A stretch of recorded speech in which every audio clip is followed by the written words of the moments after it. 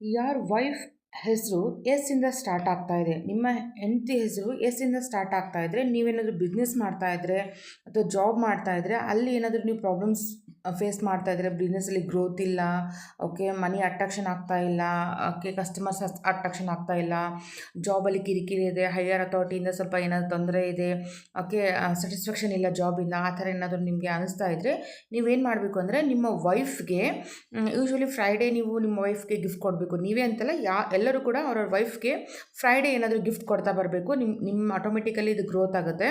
So ನೀವು ಏನು ಮಾಡಬೇಕು ಅಂದರೆ, ನಿಮ್ಮ ವೈಫ್ಗೆ silver items, silver bangles, silver ಕಡ, ಸಿಲ್ವರ್ ಬ್ರಾಸ್ಲೆಟು ಈ ಥರ ನಿಮ್ಮ ವೈಫ್ಗೆ ಗಿಫ್ಟ್ ಕೊಡೋಕ್ಕೆ ಸ್ಟಾರ್ಟ್ ಮಾಡಿ. ಸಿಲ್ವರ್ ಐಟಮ್ಸು ಅವಾಗವಾಗ will be get all the results. ಬಿಸ್ನೆಸ್ಸಲ್ಲಿ ಗ್ರೋತ್ ಆಗುತ್ತೆ, ಜಾಬಲ್ಲಿರುವಂಥ ಕಿರಿಕಿರಿಗಳೆಲ್ಲ ನಿಮಗೆ ಕಮ್ಮಿ ಆಗ್ತಾ ಬರುತ್ತೆ. ಬರೀ ಎಸ್ ಆಲ್ಫಾಬೆಟ್ ಇರೋರಿಗೆ ಅಷ್ಟೇ ಹೇಳ್ತಾ ಇಲ್ಲ, ಎಲ್ಲರೂ ಕೂಡ ನಿಮ್ಮ ನಿಮ್ಮ ವೈಫ್ಗೆ ಅವಾಗವಾಗ ಗಿಫ್ಟ್ ಕೊಡ್ತಾ ಬನ್ನಿ. ಎಸ್ಪೆಷಲಿ